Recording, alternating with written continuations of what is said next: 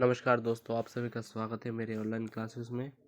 और आज की वीडियो में हम समझने वाले हैं history class 12 chapter number 4।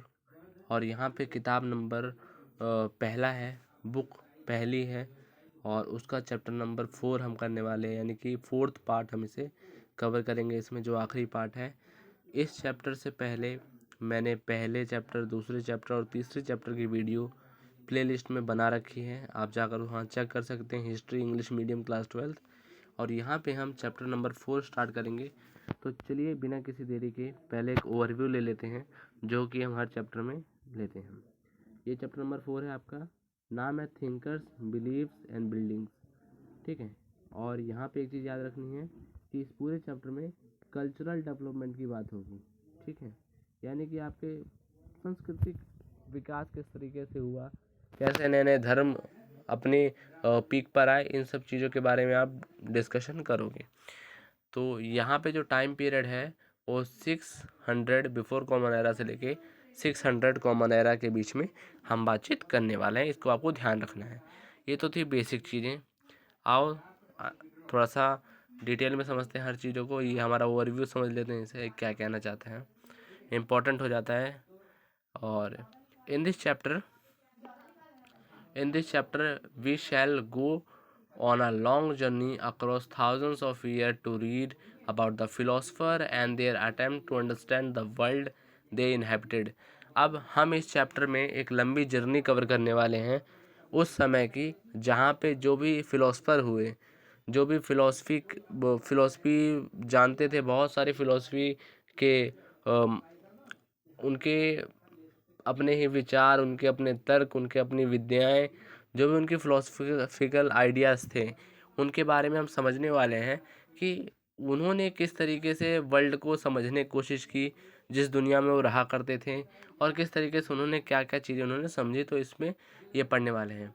We will also see how their ideas were compile as oral and written text as well as express in architecture and sculpture. यहाँ पे हमें ये देखना है कि हम यहाँ पे समझेंगे और देखेंगे कि किस तरीके से उनके जो आइडियाज़ हैं वो कंपाइल किए गए, ओरल भी किए गए और रिटन टेक्स्ट भी पाया गया हमने। और टेक्स्ट के साथ साथ हमने जो वहाँ की मूर्तियाँ थी, जो वहाँ के बड़े बड़े आर्किटेक्चर थे, उनमें भी हमने देखा किस किस तरीके से जो फिलॉसफी थी, जो उनकी आइडियाज़ थे, वो किस तरीके से एक्सप्रेस किए गए हैं, ठीक है। These are the indicative of the enduring influence on this thinkers had on a people. इससे एक बात का पता चलता है कि जो फिलोसफर थे, ये जो थिंकर्स थे, उनका कितना बढ़िया प्रभाव लोगों पे पड़ा होगा।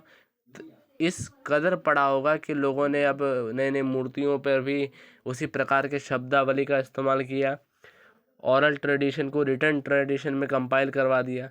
तो ऐसे बहुत सारी चीज़ें हम यहाँ पे देखेंगे। और ख़ास कर किस चीज़ के बारे में बात करेंगे? बुद्धिज़्म, ठीक है। ये एक धर्म है, जैसे आपको पता है, इसके बारे में हम यहाँ पे बातचीत करने वाले हैं। It is important to remember that this tradition did not develop in isolation. ये बहुत इम्पोर्टेंट है, ये समझना ज़रूरी है कि ये जो बुद्धिज़्म है वो कोई आइसोलेशन, वो कोई एक कोने में रहकर नहीं पनपा है, वो बाकी जो धर्म थे वो भी सामने थे। फिर ऐसा क्या हो गया कि हिंदू धर्म के जो इतने बड़ी मान्यताएं थी, उनको दरकिनार करते हुए बुद्धिज़्म इतनी प्रचुर मात्रा में फैला, इसको भी समझेंगे हम। There were several other traditions each engage in debates and dialogues with others. बहुत सारे ट्रेडिशन थे, आपस में वो लोग डायलॉग्स, स्पीचेस और जो भी डिबेट होती थी उनमें आपस में इंगेज रहते थे।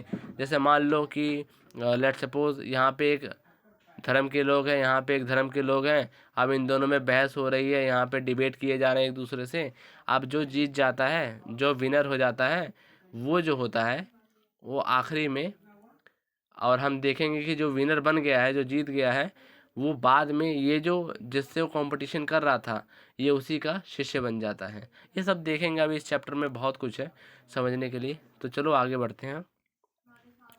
और यहाँ पे है the sources that historian use to construct this exciting world of ideas and beliefs include Buddhist, Jain and Brahminical texts, as well as large and impressive body of material remains including monuments and inscription।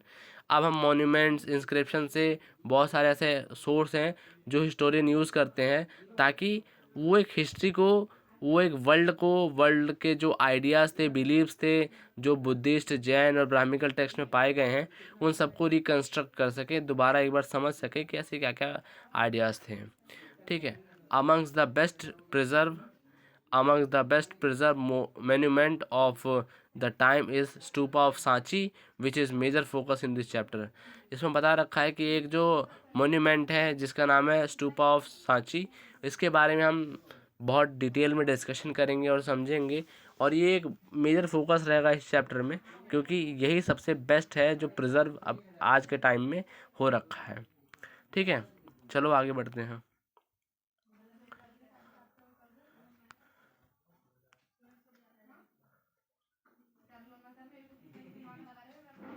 ठीक है, यहाँ पे समझते हैं।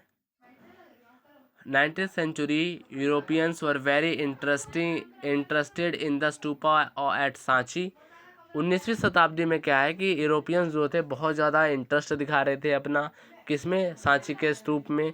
क्यों दिखा रहे थे? इनफैक्ट यहाँ तक तो जो the French sought Shahjahan Begum permission to take away the eastern gateway which was the best preserve to be display in the museum in France. यहाँ पे क्या कह रहे हैं कि यहाँ तक कि फ्रांस के जो यूरोपियंस थे, फ्रांस जो थे, फ्रेंच जो थे, उन्होंने शहजहाँ बेगम, यहाँ पे इम्पोर्टेंट आ जाती है नाम, शहजहाँ बेगम से परमिशन भी मांग ली थी कि उनको ईस्टर्न गेटवे ले जाना है अपने म्यूज़ियम में फ्रांस में दिखाने के लिए, और क्योंकि वो सबसे बेस्ट प्रिजर्व था, वो सबसे ज़्यादा बेस्टली प्रिजर्व करके रखा गया था। और यहाँ पे for a while some English man also wanted to do the same, कुछ अंग्रेज भी चाहते थे, but fortunately both the French and the English were satisfied with carefully prepare cast copy and the original remains at the site part of the Bhopal state. अब यहाँ पे क्या कहा, बहुत ही ज़्यादा बेहतरीन काम किया शहजहाँ बेगम ने, इनकी तारीफ़ करनी होगी क्योंकि इन्होंने जो फ्रेंच और इंग्लिश लोग थे उनको मनाया कि भाई ऐसा है कि हम आपको जो ओरिजिनल हमारा जो आर्किटेक्चर है उसे नहीं ले जाने देंगे, आप जो हमने केयरफुली प्रिपेयर किया है प्लास्टर कॉपी जो थी उसे ले जाइए और यहाँ पर ओरिजिनल जो है अपने साइड पे रहने दीजिए। तो एक क्वेश्चन भी आ जाता है कि बताइए कि भोपाल के बेगमों का क्या महत्वपूर्ण योगदान था सांची के स्तूप को बताने के लिए, तो ये पॉइंट बहुत इम्पोर्टेंट उस समय हो जाता है ये वाला। आगे देखते हैं, अभी यही ख़त्म नहीं हुआ है, अभी और सुनिए। The rulers of Bhopal Shahjahan Begum and her successor Sultan Jahan Begum provided money, उन्होंने मनी प्रोवाइड भी करवाई। ठीक है, एक मिनट, हाँ ठीक है, इसको ठीक कर देते हैं। ठीक है, हाँ, तो उन्होंने मनी भी प्रोवाइड कराई। ठीक है, ताकि जो हमारे एंशंट साइट है उनका प्रिजर्वेशन हुआ रहे। मनी प्रोवाइड कराई किसने? एक तो पहले शाहजहाँ बेगम ने, फिर उनके जो सक्सेसर आए सुल्तान जहाँ बेगम, इन दोनों ने ही। ठीक है, उसके बाद क्या हुआ? No wonder then that John Marshall dedicated his important volume on Sanchi to Sultan Jahan Begum. Sultan Jahan Begum, she funded the museum that was built there as well as the guest house where he lived and wrote several volumes। अब यहाँ पे क्या है, जो हमारे John Marshall थे जिनके बारे में हमने पहले चैप्टर में पढ़ रखा है, तो इन्होंने क्या किया, जॉन मार्शल ने कई सारी किताबें, इंपॉर्टेंट वॉल्यूम्स लिखे, किसके ऊपर? सांची के ऊपर। ठीक है, और ये जो सुल्तान जहाँ बेगम थी उन्होंने कई सारे फंड दिए ताकि म्यूज़ियम बना सकें, म्यूज़ियम बनाया, साथ साथ गेस्ट हाउस बनाया जहाँ पर बैठकर आराम से रहकर जो हमारे जॉन मार्शल थे उन्होंने कई सारी वॉल्यूम्स, कई सारी किताबें लिख डाली। She also funded the publication of this volume, इसके बाद उन्होंने इस वॉल्यूम्स को पब्लिश करवाने के लिए भी फंड दिया। तो आप समझ सकते हो कि इस पूरे जो पैराग्राफ है इसके अंदर यही चीज़ें बताई गई हैं कि किस तरीके से जो बेगम है, भोपाल की बेगमें हैं, उन्होंने किस तरीके से सांची के स्तूप को बचाने के लिए किस किस हद तक उन्होंने अपना योगदान देते रहे। ठीक है, उसके बाद so if the stupa complex है survive it is in the no small measure due to the wish of decision and to good luck in escaping the eyes of railway contractor, buildings, and those looking for the find to carry away to the Museum of Europe's one of the most important Buddhist center. The discovery of Sanchi Stupa had vastly transformed our understanding of the early Buddhism. अब ऐसा माना जाता है कि जो सांची का स्तूप है, आप अभी पढ़ेंगे अमरावती का भी स्तूप था, लेकिन वो अब उतनी अच्छी तरीके से प्रिजर्व है नहीं। सांची का जो स्तूप है वो बचा रहा। इसके कई सारे कारण माने जाते हैं कि ये भी माना जाता है कि ये बहुत अच्छा लक है कि ये रेलवे कॉन्ट्रैक्टर की आंखों से बचा रहा। कई सारे बिल्डिंग्स और यूरोपियन भी इसे नहीं ले जा सके, तो इस कारण ये प्रिजर्व है। यहाँ पर ये बुद्धिस्ट का एक इम्पोर्टेंट सेंटर माना जाता है, और ये कहा जाता है कि जो अंडरस्टैंडिंग अर्ली बुद्धिज़्म की बढ़ी है वो तभी बढ़ी है जब ये सांची के स्तूप को डिस्कवर कर लिया गया था वास्टली, ठीक है।